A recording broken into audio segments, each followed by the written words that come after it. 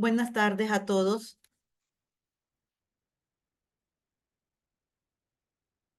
Buenas tardes. Buenas tardes. Buenas tardes, Liz. Buenas tardes. Vamos a terminar de explicar el código de este ejercicio. Para mañana quiero que tengan el compilador disponible para que puedan compilar este código y lo puedan ejecutar. Y también les voy a colocar un ejercicio adicional. Nos hayamos quedado pendientes con estos tres incisos acá, que para ello necesitamos utilizar contadores y acumuladores. Para el primero, que está en la línea 11, dice, ¿cuántos clientes reservaron habitación doble?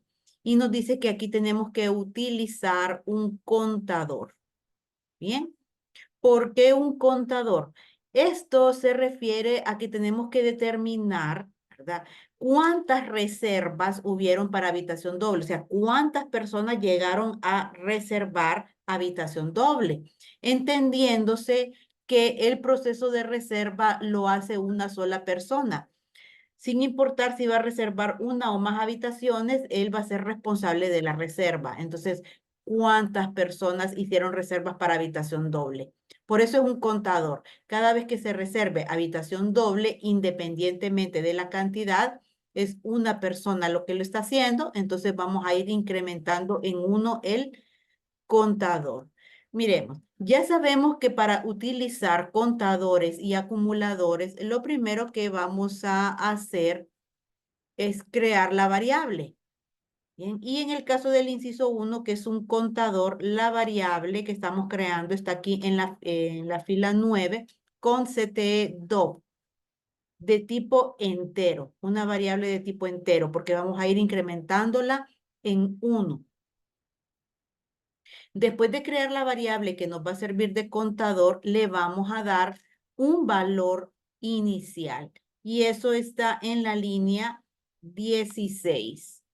Ahí está el valor inicial con CTE 2, miren, es igual a 0. Le estamos dando un valor inicial de 0. Y lo siguiente sería dónde vamos a incrementar este contador. Los contadores y acumuladores se incrementan dentro del ciclo de repetición. Pero ¿en qué punto del ciclo nosotros vamos a hacer el incremento? Bueno, como esto sirve únicamente para las habitaciones dobles, o sea, solo se va a incrementar si la habitación reservada es de tipo doble, vamos a ver en nuestro código donde ya nosotros nos aseguramos de que la reserva va para ese tipo de habitación. Y eso lo tenemos en la condicional. Recuerden, según lo que les expliqué ayer, esta condicional múltiple sirve para evaluar cuál es el tipo de habitación. Así que si el tipo de habitación cae en el segundo caso, o sea que es 2, se trata de la habitación doble. Entonces, aparte de asignar el precio de la habitación, vamos a incrementar el contador. Miren, contador CT2 es igual al mismo contador más 1. Vamos contando de 1 en 1. Pero repito, únicamente cuando la habitación sea doble. Y también, pues recordemos que los contadores para poderse incrementar, pues el nombre del contador tiene que estar a ambos lados del símbolo de asignación, que aquí en C++ es el símbolo igual. Entonces ahí está el incremento. Vamos con el segundo inciso. Dice en la línea 12, ¿cuántas habitaciones dobles se reservaron? ¿Cuántas habitaciones dobles? Y dice que vamos a utilizar un acumulador. ¿Por qué acumulador? Porque una reserva puede ser por una o más habitaciones. Bien, entonces no puedo siempre estar incrementándolo en más uno, o sea, contando, más bien tengo que sumar.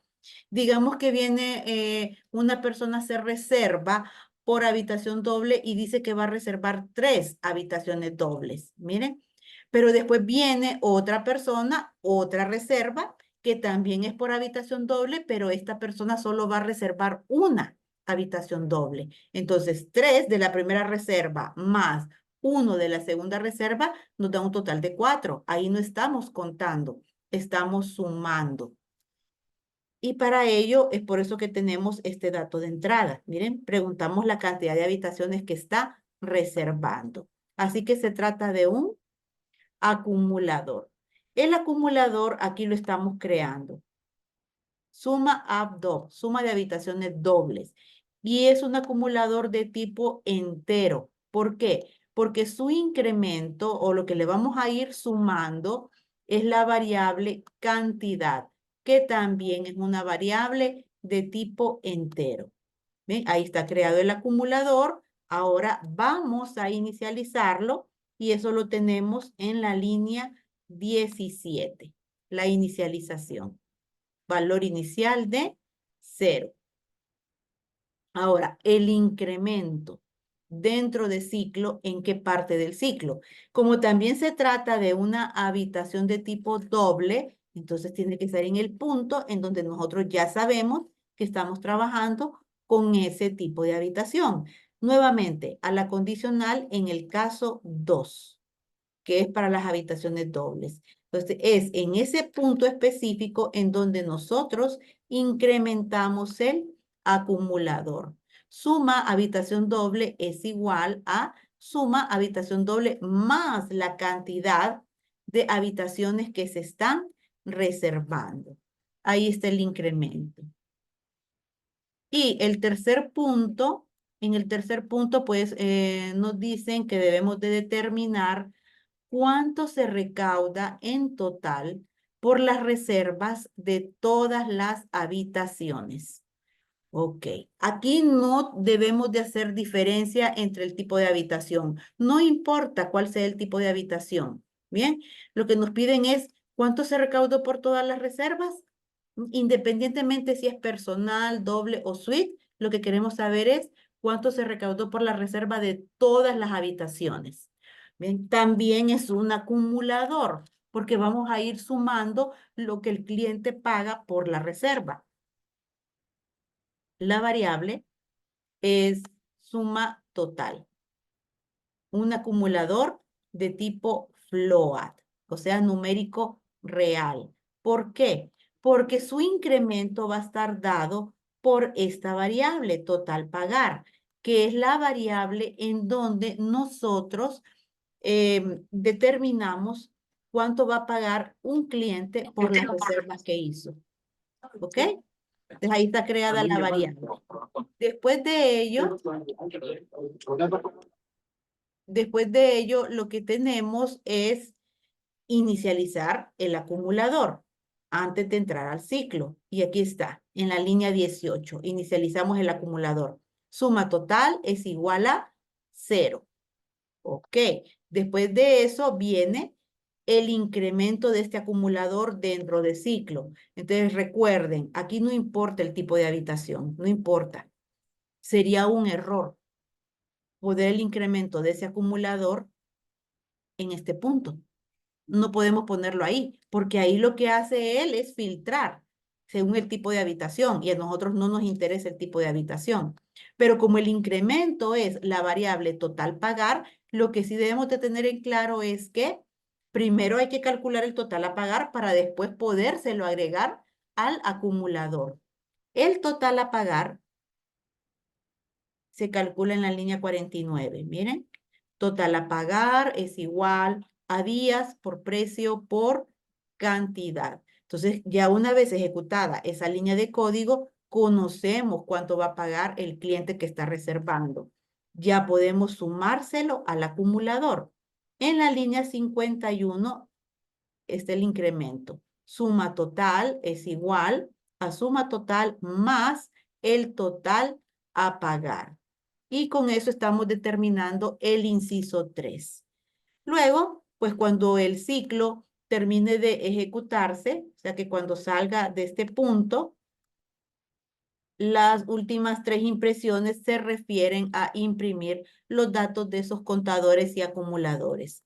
En el primero, clientes que reservaron habitaciones dobles. ¿Cuántos clientes? E imprimimos el contador respectivo.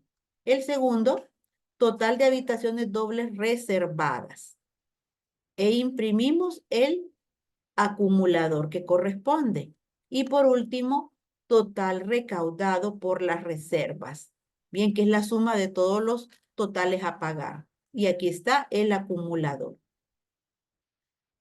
Y eso es el código ya completamente explicado del ejercicio. Voy a darles unos momentos para que ustedes revisen. Ya está publicado en el campus, si lo quieren revisar desde ahí, o si no, lo pueden revisar desde aquí, desde la pantalla, porque ya dentro de unos momentos vamos a pasar a otra cosa. Revísenlo, por favor.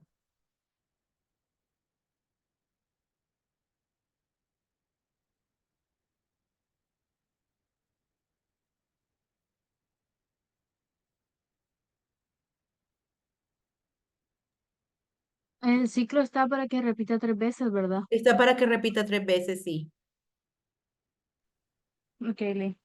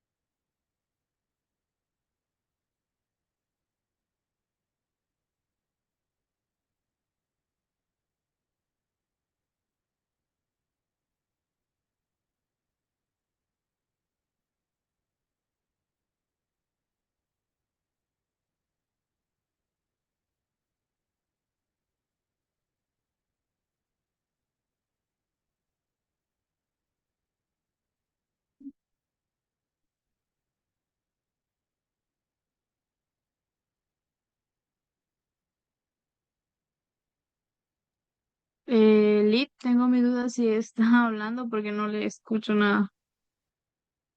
¿Sobre? No, es que les estoy, que revisen el código por si tienen preguntas, porque ya lo voy a quitar. Y vamos a Ah, hacer otra entiendo, Lee. cosa. Bueno, Sí, eso era.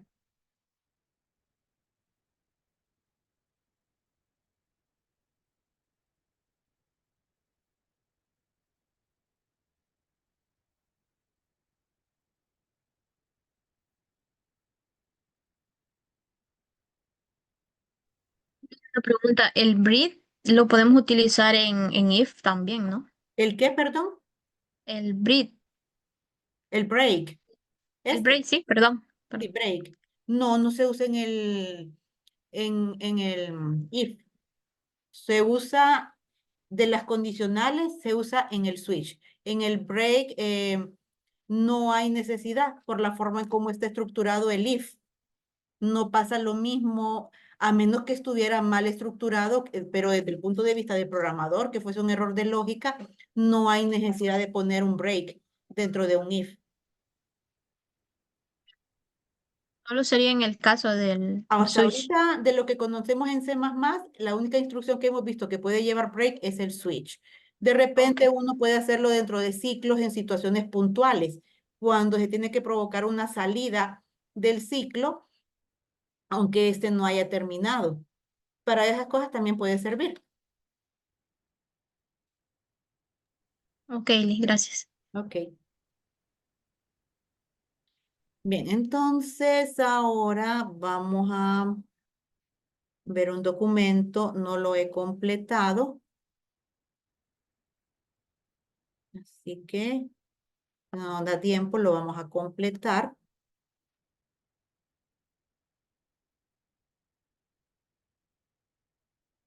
Bien, este es un cuadro comparativo de las estructuras, instrucciones que hemos estado viendo en C++, y entonces estoy comparándolo en cómo se utiliza en pseudocódigo, cómo se implementa en C++. Entonces, revisemos. Ok, lo primero que tenemos acá es la forma de definir variables. En el pseudocódigo nosotros vimos tres formas para definir variables. En la forma 1, pues colocamos el nombre de la variable, después dos puntos y después el tipo de dato. En la forma número 2, colocamos el nombre de la variable, en lugar de los dos puntos, la palabra como y después el tipo de dato. Bien.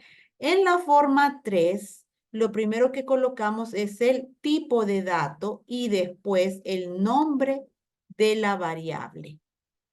Ahora, ¿cómo se define una variable en C++? Bueno, aquí dice solo se usa la forma 3. ¿A qué se refiere eso? Que la manera de definir variables acá es una sola. Bien, primero coloco el tipo de dato y después el nombre de la variable. Y aquí está un ejemplo. El tipo entero en C++ se llama int, para entero.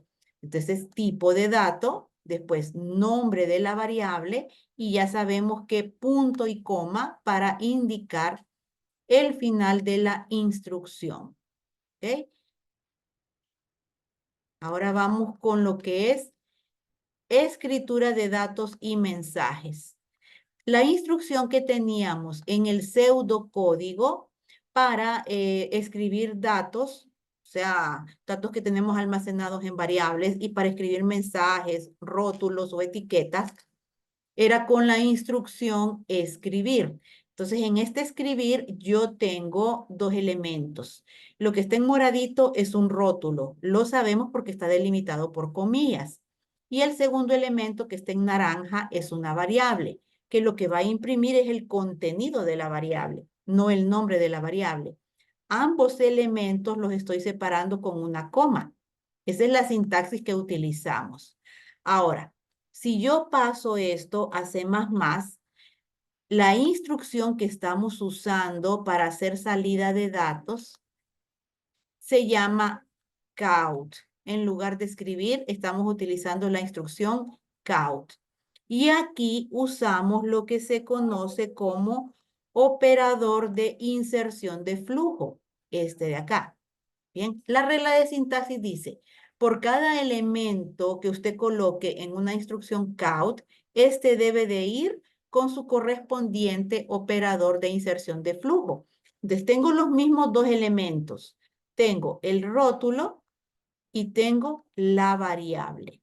Cada uno de ellos tiene su operador. Este de acá es el del rótulo. ¿Miren?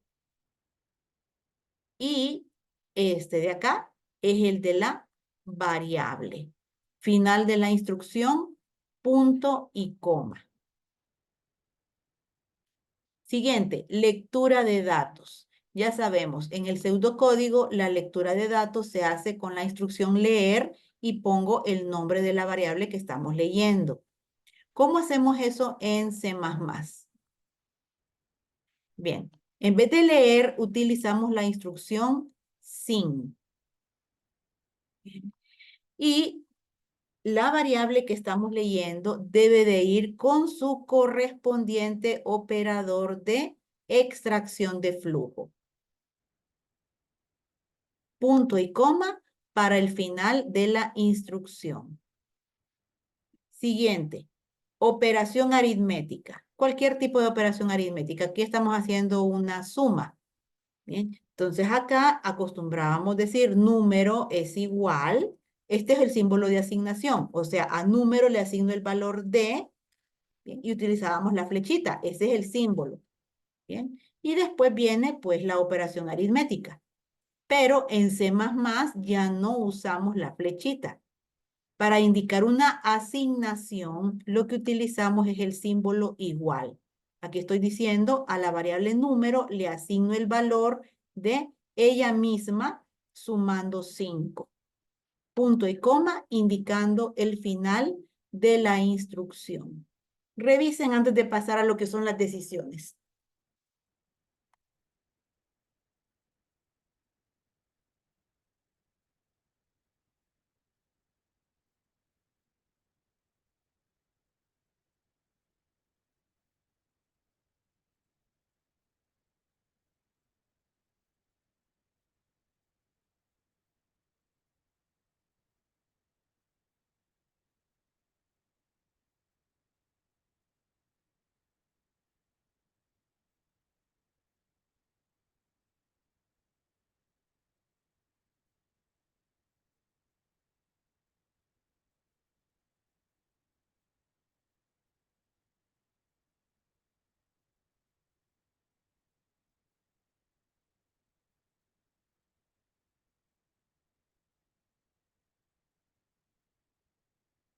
¿Tienen consultas? No, Lee, todo claro. Bueno, ahora vamos a hablar de las decisiones. En este caso tenemos aquí la decisión con la instrucción sí, entonces sí, no. Bueno, en el primer bloque tenemos una decisión, miren, si número mayor a 10, entonces, lo que pasa acá es que tanto en la parte verdadera como en la parte falsa hay una sola instrucción, un solo proceso, que es, si es verdadero, escribir el número es mayor a 10. Si es falso, escribir el número no es mayor a 10. Y recordemos que el sí tiene su correspondiente fin sí. ¿Cómo implementamos esto en C++? Bueno, aquí la instrucción se llama if else, ¿de acuerdo? Y bueno, vamos a poner if, recuerden, vamos a usar minúsculas.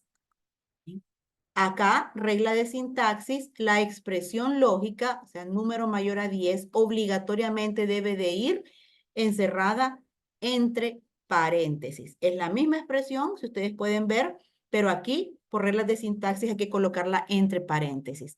Si esto es cierto, si número es mayor a 10, imprime un rótulo, el número es mayor a 10. ¿Ok? Ahora, si no es cierto, que es la parte del si no, vamos a else. Si es falso, bueno, va a imprimir el número no es mayor a 10. ¿Ok? Ahí está el equivalente. Ahora, voy a aprovechar para explicar algo. Porque ustedes ven que hay unas líneas que finalizan con punto y coma, hay otras líneas que no tienen punto y coma al final. ¿A qué se debe esto? Bueno, punto y coma significa fin de la instrucción, que no es lo mismo que decir fin de una línea. Bien, una instrucción puede abarcar varias líneas, como en el caso del if-else, porque es una instrucción compuesta, o sea, dentro de ella tenemos más instrucciones. Por eso ustedes ven que ahí donde tengo el cursor, al final de esta línea, yo no coloco punto y coma, porque ese no es el final del if. Si el if es todo esto que está acá. Entonces sería un error de sintaxis que yo diga, punto y coma, porque es el final de la línea. No, ahí no va punto y coma porque sigue. ¿Qué sucede si es verdadero? ¿Qué sucede si es falso? La instrucción continúa. Lo mismo con el else. Bien, sería un error de sintaxis que yo le ponga punto y coma al else. No puedo hacerlo, ¿por qué? Porque estoy diciendo, ¿y si es falsa? ¿Qué hago? Entonces no puedo cortar el else en este punto. Bien. Entonces, tanto la parte del if como el else no llevan punto y coma, porque son instrucciones que dentro de ellas hay más instrucciones. Ahora, a las instrucciones que están en el bloque verdadero y en el bloque falso, ahí sí, a cada una de ellas yo les tengo que poner punto y coma al final. ¿De acuerdo? ¿Me di a entender? Sí, Liz. Sí. Muy bien. Ahora, en el segundo bloque, lo que hice, vamos aquí al pseudocódigo. Lo que hice fue que tanto en la parte verdadera como en la parte falsa incluí pues otra instrucción. En este caso es otra impresión. Entonces ahora la parte verdadera tiene dos instrucciones, la parte falsa tiene dos instrucciones. Perdón, se me olvidó decir. Acá no hay un equivalente en C++ al fin sí, no existe, no se puede colocar. Entonces él entiende que cuando se termina el proceso falso es el final de la estructura condicional. Bien. Dicho esto, les estaba comentando que ahora la modificación aquí es que simplemente puse dos instrucciones en la parte verdadera, dos instrucciones en la parte falsa. No tenemos problema acá con el pseudocódigo, ¿de acuerdo? Porque hay un fin sí que delimita. Entonces ya se sabe, entre el entonces y el si no, todo lo que está ahí es de la parte verdadera. Y entre el si no y el fin sí, todo lo que está ahí es la parte falsa. No sucede lo mismo con C++. Acabo de agregar pues la misma instrucción, ¿ok? Y lo que voy a hacer aquí es quitarle las llaves porque quiero explicarles. Le estoy quitando las llaves y aquí sí yo tengo error grave de sintaxis por omitir las llaves. El uso de llaves en el if es obligatorio cuando en la parte verdadera o en la parte falsa hay más de una instrucción. Entonces, cuando hay más de una instrucción, repito, por esa razón yo no usé llaves acá. Ven, yo no puse llaves indicando inicio del bloque verdadero, final del bloque verdadero, inicio del bloque falso, final del bloque falso. Puedo dejarlas ahí y no me va a dar ningún problema, pero lo que quiero que entiendan es que en este caso su uso no es obligatorio, porque solo hay una instrucción. Donde sí es obligatorio es donde hay más de dos instrucciones. Entonces, yo aquí estoy planteando que la parte verdadera tiene estas dos instrucciones y la parte falsa tiene estas dos instrucciones. El caso es que se me olvidó poner las llaves. ¿De qué sucede? ¿Qué sucede acá? ¿Cómo lo interpreta el compilador? El compilador, al no usar la llave, va a entender que el if solo es esto. Eso que tengo sombreado. Hasta ahí llegó todo el if. ¿Bien? Él no capta que el bloque de instrucciones, o sea, que la segunda instrucción, la que dice nota excelente, también le pertenece al if. Para él, la decisión concluyó aquí, en este punto. Ahí es el final de todo el if. Bien. Por lo tanto, esto ya no le pertenece a if. Bien. Pero lo peor de todo, eso ya sería algo de lógica, error de lógica. Lo peor de todo viene acá. Porque el compilador no va a entender que ese else le pertenece a este if, puesto que para el compilador llegó hasta aquí. Y él dice, me estoy encontrando un else, pero no hay un if que lo acompañe, está solo. Error de sintaxis, no lo va a dejar compilar ni ejecutar. Bien. ¿Cómo corrijo esto? Cuando haya más de dos instrucciones, es obligatorio delimitar los bloques con llaves. Así que ahí sí, no nos queda de otra que indicar inicio de la parte verdadera, final de la parte verdadera, inicio de la parte falsa, final de la parte falsa. Y con eso corrijo esos problemitas que les acabo de comentar. Revisen, por favor.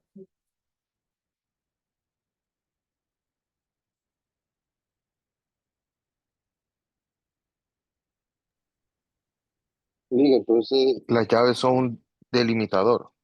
delimitan el inicio de un bloque de código, el inicio y el final de un bloque de código.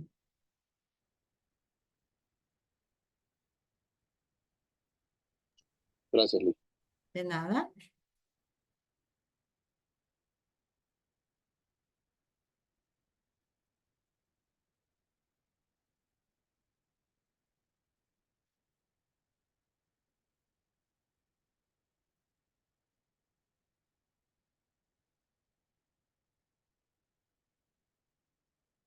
No hay más consultas, entonces vamos al otro tipo de decisión, que es la decisión múltiple en el pseudocódigo. Bueno, en el pseudocódigo lo conocimos con dos nombres. Se puede utilizar en caso de y también se puede usar según sea, que es exactamente la misma instrucción, decisión múltiple. Yo uso en caso de. ¿De cómo funciona esta decisión múltiple? Recordemos, bueno, aquí se coloca solo el nombre de la variable que vamos a evaluar. Y después tenemos una serie de casos, que estos casos son los posibles valores que la variable puede tener. Te digo yo, en caso de que número tenga un valor de 1, y este es el proceso. En caso de que número tenga un valor de 2, este es el proceso. En caso de que número tenga un valor de 3, y aquí coloco el proceso. Ahora, si el valor que tiene la variable número no cae en ninguno de los casos que yo tengo planteados, se va a ir a de otro modo. Y ahí pues va a escribir valor inválido. Y tenemos un fin en caso de, para delimitar pues el final de esta decisión múltiple. Eso es en pseudocódigo. Llevemos esto a C++. Bueno. Esta estructura de decisión múltiple en C++ se llama switch. Ya van a ver que funciona, pues prácticamente igual, porque es la misma decisión múltiple. Bien, switch. Entre paréntesis vamos a colocar el nombre de la variable que vamos a evaluar. Regla de sintaxis obligatoria. Y a continuación abrimos llaves para indicar el inicio de las instrucciones que le pertenecen a switch. Y después listamos los casos. Pero ojo, porque aquí este que dice caso, eso está en español. Aquí tenemos que poner case, o sea, case, inglés. Y ponemos los valores. Bien, ¿qué pasa si número tiene un valor de 1? Pues aquí está el mismo rótulo, count, valor 1. ¿Qué pasa si número tiene un valor de 2? Pues que vamos a imprimir valor 2. ¿Qué pasa si número tiene un valor de 3? Pues que vamos a imprimir valor mayor a 2. Este, de otro modo, en C++ se llama default. Si no cayó en ninguno de los casos anteriores, default. Y aquí estamos imprimiendo valor inválido y cerramos llaves. Va a ser lo último de nuestra decisión múltiple. Cerramos las llaves para indicar que es el final de la instrucción switch. Recuerden que este break lo utilizamos para que una vez que caiga en el caso correcto, se salga ya de toda la estructura switch y no siga preguntando o evaluando los demás casos. Bien, fue el caso 1, viene break e inmediatamente se va al final de switch, sin necesidad de seguir evaluando los casos siguientes. Revisen, por favor. Lick, es default que sale ahí en la instrucción, es parte de la estructura del switch, ¿El qué? el default. Sí, o sea, sí es parte. Así, o sea, ¿cómo le diría? La decisión múltiple nos da la opción de indicarle al programa qué hacer en caso de que el valor de la variable no esté en ninguno de los casos que nosotros programamos. Entonces, aquí está de otro modo. Entonces, el equivalente en C++ es default. ¿Qué tal que el número tenga un valor de 8? No es el caso 1, no es el caso 2, no es el caso 3. Se va a ir a default y va a imprimir valor inválido.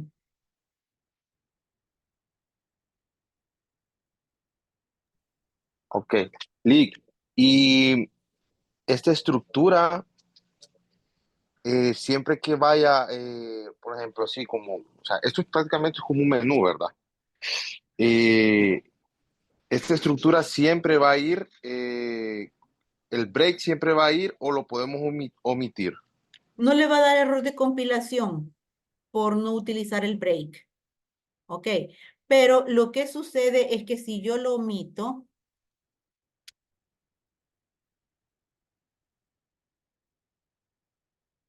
así. Supongamos que el número tiene valor 1. ¿En qué caso cae? En este, ¿verdad que sí? Y ya sabemos que la decisión múltiple solo va a elegir uno de los casos. No puede elegir dos, no puede elegir tres, solo uno. Si cayó en el primero, lo más lógico es que ya no siga preguntando por los demás casos. Pero C++ no entiende eso. Si yo no pongo el break, entonces a pesar de que cayó en el caso 1, va a preguntar si es el caso 2. Oye que le va a decir que no. Y después va a preguntar qué es el caso 3. Le va a decir que no, porque fue el primero. Bien, entonces para evitar que siga evaluando, por eso ponemos el break. Cayó en el caso 1. Bien, imprime valor 1 y después break. ¿Qué hace este break? Automáticamente lo forza a salir de toda la estructura switch. O sea que seguiría a este punto, después de la llave que cierra switch. Y ya no va a seguir preguntando por los casos siguientes, que ya se sabe que no va a caer en ninguno de ellos. Por eso el uso de break. ¿Me di a entender?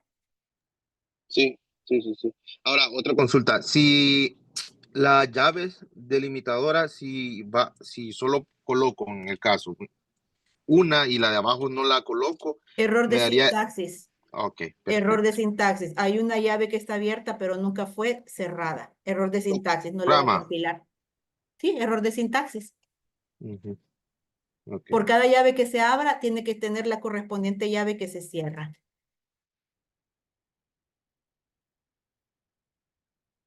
Ok, no nos dio tiempo para el ciclo. Lo vamos a hacer mañana al inicio de la clase. Recuerden que mañana van a ejecutar el programa. Entonces tengan a la mano el compilador, por favor. perfecto, Lee. Gracias. Bueno, entonces hasta mañana, muchachos. Mañana Liz, sobre la actividad de mañana es acumulativo. No, es práctica. Ah, entiendo, Práctica. sí.